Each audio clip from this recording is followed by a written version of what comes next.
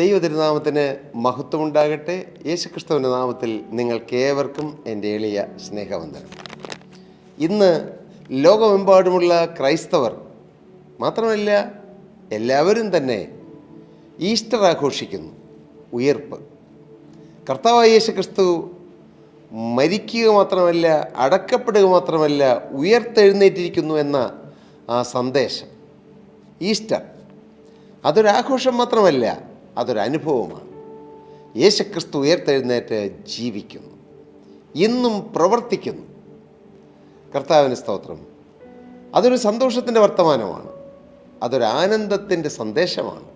മത്തായിയുടെ സുവിശേഷം 28-ാം അധ്യായം 6-ാമത്തെ വാക്യം വായിക്കുമ്പോൾ അവിടെ ഒരു ദൂതൻ പറയുകയാണ്, അവൻ ഇവിടെ ഇല്ല. ദൂതൻ പറയുകയാണ്, അവൻ എവിടെയില്ല. He's not here, for he's risen. അവൻ ഉയർത്തെഴുന്നേറ്റു. കർത്താവിന് സ്തോത്രം. പ്രിയപ്പെട്ടവരെ, യേശു കല്ലറയിൽ എന്നും കിടക്കുകയില്ല. യേശുവിനെ ക്രൂശിക്കാം, യേശുവിനെ കവറടക്കാം, എന്നാൽ യേശു ഉയർത്തെഴുന്നേൽക്കും. നമ്മുടെ ഓരോരുത്തരുടെയും ജീവിതത്തിൽ ഈ ഉയർത്തെഴുന്നേറ്റ യേശുക്രിസ്തുവിൻ്റെ ചൈതന്യവും ഉയർത്തെഴുന്നേറ്റ യേശുക്രിസ്തുവിൻ്റെ സാന്നിധ്യവും നമ്മുടെ ജീവിതത്തിൽ എന്നും നമുക്ക് അനുഭവിക്കാൻ കഴിയണം. അതാണ് വാസ്തവമായ ക്രിസ്തീയ ജീവിതം. കർത്താവിൻ്റെ വലിയ നാമം മഹത്വപ്പെടട്ടെ. ഈ ഉയർത്തെഴുന്നേറ്റ കർത്താവായ യേശുക്രിസ്തു മനുഷ്യ ജീവിതത്തിൽ എന്തെല്ലാമാണ് തരുന്നത്? വേദപുസ്തകത്തിൽ നിന്ന് നോക്കിയാൽ മത്തായി എഴുതിയ സുവിശേഷം 28-ാം അധ്യായം അതിൻ്റെ 8-ാമത്തെ വാക്യം വായിക്കുമ്പോൾ, അങ്ങനെ അവർ വേഗത്തിൽ ഭയത്തോടും മഹാസന്തോഷത്തോടും കൂടി കല്ലറ വിട്ട് അവൻ്റെ ശിഷ്യന്മാരോട് അറിയിപ്പാൻ ഓടി. ഉയർത്തെഴുന്നേറ്റ കർത്താവായ യേശുക്രിസ്തു മഹാസന്തോഷം കൊടുത്തു. ഉയർപ്പിൻ്റെ സന്ദേശം മഹാസന്തോഷമാണ്, സാധാരണ സന്തോഷമല്ല, മഹാസന്തോഷമാണ്. കാരണം യേശു ജീവിക്കുന്നു, യേശു എനിക്ക് വേണ്ടി ജീവിക്കുന്നു. ആ ഒരു പേഴ്സണൽ റിലേഷൻഷിപ്പ് നമ്മുടെ ജീവിതത്തിൽ വന്നാൽ, ഏത് പ്രശ്നങ്ങൾ വന്നാലും, ഏത് പ്രതിസന്ധികൾ വന്നാലും, ഏത് രോഗങ്ങൾ വന്നാലും, ഏത് കഷ്ടപ്പാടുകൾ വന്നാലും, വിയോഗങ്ങൾ വന്നാലും പറയാം, എൻ്റെ യേശു ഉയർത്തെഴുന്നേറ്റ് ജീവിക്കുന്നു. സ്തോത്രം. അവർ മഹാസന്തോഷത്തോടെ അവൻ്റെ ശിഷ്യന്മാരോട് അറിയിപ്പാനോടി. എന്ത് അറിയിപ്പാനോടി? യേശു ഉയർത്തെഴുന്നേറ്റുവെന്ന്. യേശു ഉയർത്തെഴുന്നേറ്റുവെന്ന് അറിയിക്കുന്നതാണ് സുവിശേഷ വേല. യേശു ജീവിക്കുന്നു. ദാവീദിൻ്റെ സന്തതിയായി ജനിച്ച് മരിച്ചിട്ട് ഉയർത്തെഴുന്നേറ്റിരിക്കുന്ന യേശുക്രിസ്തുവിനെ ഓർത്തുകൊള്ളുക, അതാകുന്നു എൻ്റെ സുവിശേഷമെന്ന് അപ്പോസ്തലനായ പൗലോസ് പറഞ്ഞു. ഉയർത്തെഴുന്നേറ്റ യേശുക്രിസ്തുവിൻ്റെ സാക്ഷികളാക്കി തീർക്കുന്നു. സ്തോത്രം. കർത്താവിന് സ്തോത്രം. ദൈവനാമം മഹത്വപ്പെടട്ടെ. വീണ്ടും നമ്മൾ യോഹന്നാൻ്റെ സുവിശേഷം അവസാന ഭാഗത്തേക്ക് വരുമ്പോൾ 20-ാമത്തെ അധ്യായം, അവിടെ കർത്താവായ യേശുക്രിസ്തു ഉയർത്തെഴുന്നേറ്റ ആ സംഭവം അത് ഏതാനും സ്ത്രീകൾ അറിഞ്ഞു, പിന്നീട് ശിഷ്യന്മാർ അറിയുന്നു. അങ്ങനെ ആ വലിയ ദൈവിക വാഗ്ദത്തം അനേകരിലേക്ക് ഇങ്ങനെ പകരപ്പെടുകയാണ്. എന്നാൽ ഉയർത്തെഴുന്നേറ്റ കർത്താവായ യേശുക്രിസ്തു ആദ്യം സംസാരിച്ച ഒരു സ്ത്രീയോടാണ്. എന്താണ് പറഞ്ഞത്? സ്ത്രീയെന്ന് വിളിച്ച്, സ്ത്രീയെ നീ കരയുന്നതെന്തെന്ന് ചോദിച്ചു. യേശുക്രിസ്തു ഉയർത്തെഴുന്നേറ്റ് യേശുക്രിസ്തു കരച്ചിൽ മാറ്റുന്നവനാണ്. ഇന്ന് മനുഷ്യ ജീവിതത്തിൽ പുറമേ കരയാത്തവരെ ഉള്ളിൽ കരഞ്ഞാണ് കഴിയുന്നത്. കർത്താവിന് സ്തോത്രം. കരയുന്നു, ഒരു സന്തോഷമില്ലായ്മ. കഴിഞ്ഞ ദിവസം എൻ്റെ അടുക്കൽ പ്രാർത്ഥിക്കാൻ വന്ന ഒരു കുടുംബം, 4-5 പേരുണ്ടായിരുന്നു അവർ. പക്ഷെ അവർ വന്നിരുന്ന് ഏതാനും സമയം ഞങ്ങൾ ഒരുമിച്ച് പാട്ടുപാടി പ്രാർത്ഥിച്ചുകൊണ്ടിരുന്നപ്പോൾ ദൈവത്തിൻ്റെ പരിശുദ്ധാത്മാവിൻ്റെ ഹൃദയത്തിൽ ഒരു ചിന്ത തന്നു.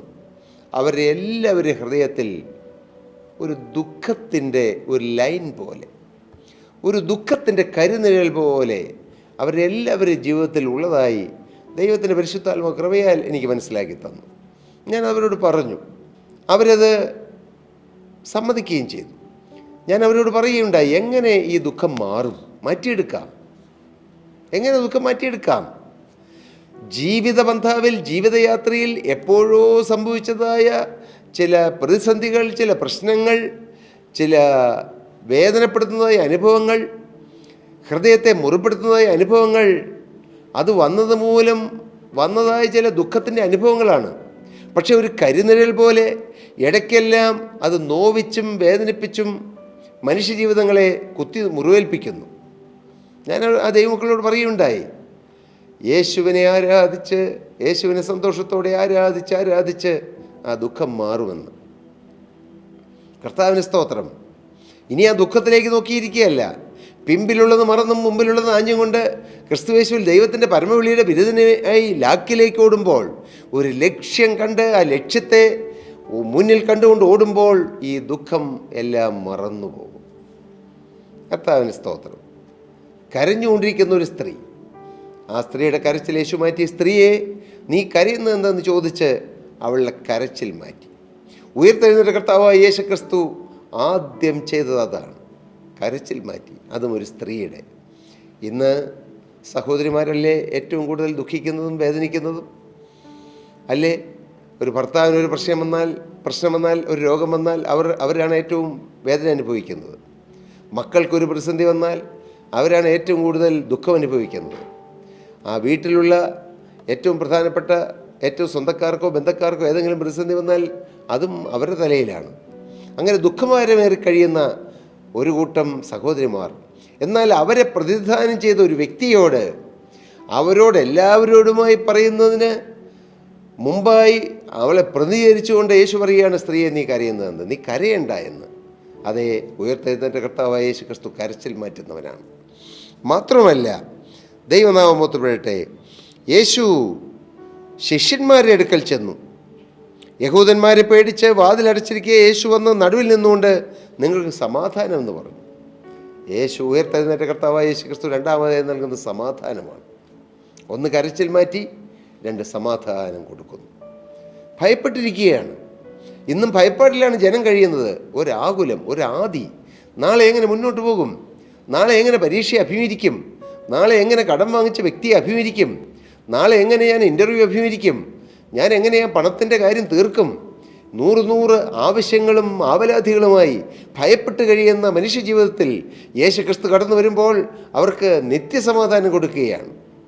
യേശു പറഞ്ഞു, സമാധാനം ഞാൻ നിങ്ങൾക്ക് തന്നേച്ചു പോകുന്നു, എൻ്റെ സമാധാനം ഞാൻ നിങ്ങൾക്ക് തരുന്നു, ലോകം തരുന്ന പോലെയല്ല ഞാൻ നിങ്ങൾക്ക് തരുന്നതെന്ന്.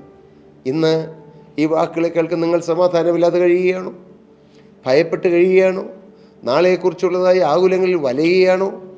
എന്നാൽ യേശു ഉയർത്തെഴുന്നേറ്റത്, മകനെ, പ്രിയമോളെ, നിനക്ക് സമാധാനം തരാനാണ്. യേശു പറഞ്ഞു, സമാധാനമെന്ന് പറഞ്ഞു. അവർക്ക് സമാധാനം കൊടുത്തു. ദൈവത്തിൻ്റെ സ്തോത്രം. ഹല്ലേലൂയ. അടുത്തത് എന്താണ്? ഇങ്ങനെ പറഞ്ഞ ശേഷം അവൻ അവരുടെ മേൽ ഊതി പരിശുദ്ധാത്മാവിനെ കൈക്കൊള്ളുവീനെന്ന് പറഞ്ഞു. ഏറ്റവും വലിയ സ്വത്ത് യേശു അവർക്ക് കൊടുത്തു. ഉയർത്തെഴുന്നേറ്റ കർത്താവായ യേശു ക്രിസ്തു പരിശുദ്ധാത്മാവിനെ ഊതി അവർക്ക് കൊടുത്തു. പരിശുദ്ധാത്മാവാണ് ഒരു മനുഷ്യൻ ലഭിക്കാവുന്ന ഏറ്റവും വലിയ ഒരു നിധി നിക്ഷേപം. അതാണ് ഏറ്റവും വലിയ നിധി. പരിശുദ്ധാത്മാവ് വന്നാൽ എല്ലാമായി പ്രിയരേ. പരിശുദ്ധാത്മാവ് ഒരുവൻ്റെ ഹൃദയത്തിൽ വാണാൽ, പരിശുദ്ധാത്മാവ് ഒരുവനെ നയിച്ചാൽ, പരിശുദ്ധാത്മാവ് ഒരുവനിൽ പ്രസാദിച്ചാൽ, അതാണ് ആ മനുഷ്യന് ഈ ഭൂമിയിൽ ലഭിക്കാവുന്ന ഏറ്റവും വലിയ സൗഭാഗ്യം. കർത്താവിന് സ്തോത്രം. പരിശുദ്ധാത്മാവിനെ നൽകി, സൗജന്യമായി നൽകി, അവരുടെ മേൽ ഊതി. ഉയർത്തെഴുന്നേറ്റ കർത്താവായ യേശു ക്രിസ്തു പരിശുദ്ധാത്മാവിനെ നൽകി. മാത്രമല്ല, ആരുടെ പാപങ്ങൾ നിങ്ങൾ മോചിക്കുന്നു അവർക്ക് മോചിക്കപ്പെട്ടിരിക്കുന്നു, ആരുടെ പാപങ്ങൾ നിർത്തുപോകുന്നു അവർക്ക് നിർത്തിയിരിക്കുന്നു എന്ന് പറഞ്ഞു. ദൈവിക അധികാരം കൊടുത്തു. പവർ, സ്വർഗത്തിൻ്റെ അധികാരം ശിഷ്യന്മാർക്ക് കൊടുത്തു. ഉയർത്തെഴുന്നേറ്റ കർത്താവായ യേശു ക്രിസ്തു പറഞ്ഞു, സ്വർഗത്തിലും ഭൂമിയിലും സകല അധികാരവും എനിക്ക് നൽകപ്പെട്ടിരിക്കുന്നു. ആകയാൽ നിങ്ങൾ പുറപ്പെട്ട് പിതാവിൻ്റെയും പുത്രൻ്റെയും പരിശുദ്ധാത്മാവിൻ്റെയും നാമത്തിൽ സ്നാനം കഴിപ്പിച്ചും ഞാൻ നിങ്ങളോട് കൽപ്പിച്ചതൊക്കെയും പ്രമാണിപ്പാൻ തക്കണം ഉപദേശിച്ചുകൊണ്ട് സകല ജാതികളെ എൻ്റെ ശിഷ്യന്മാരാക്കിക്കൊള്ളുവീൻ. ഞാനോ ലോകാവസാനത്തോളം എല്ലാ നാളും നിങ്ങളോടുകൂടി ഇരിക്കും.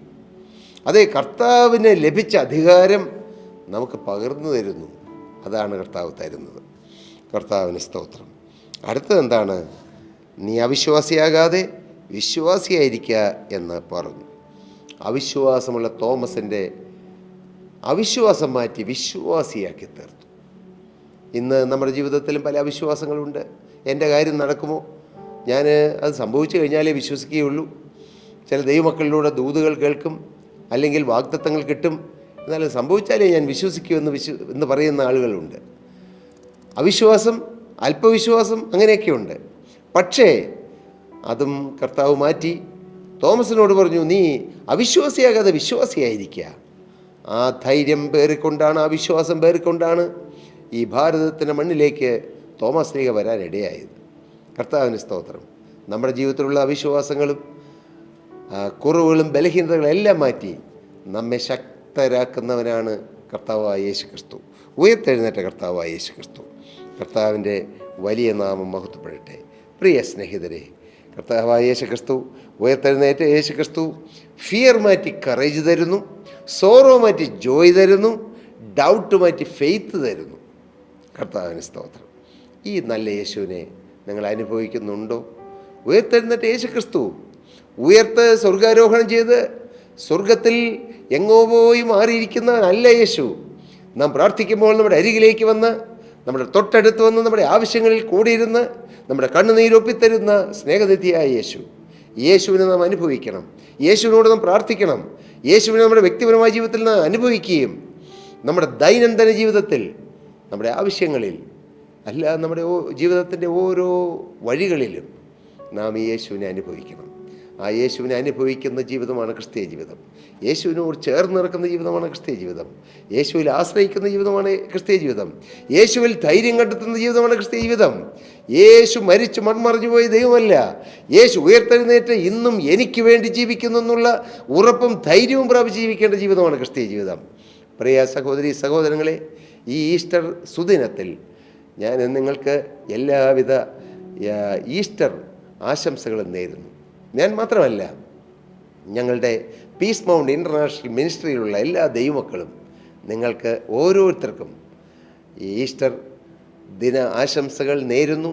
ഉയർപ്പിൻ്റെ ശക്തിയും ഉയർപ്പിൻ്റെ ചൈതന്യവും നിങ്ങളുടെ ഓരോരുത്തരുടെ മേൽ കർത്താവ് വർഷിപ്പിക്കട്ടെ എന്ന് പ്രാർത്ഥിച്ചുകൊണ്ടും അനുഗ്രഹിച്ചുകൊണ്ടും ഞാൻ വാക്കുകൾക്ക് വിരാമം കുറിക്കുന്നു.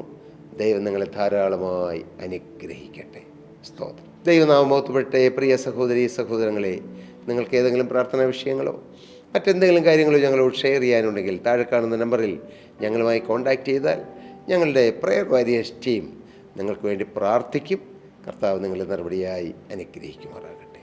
സ്തോത്രം.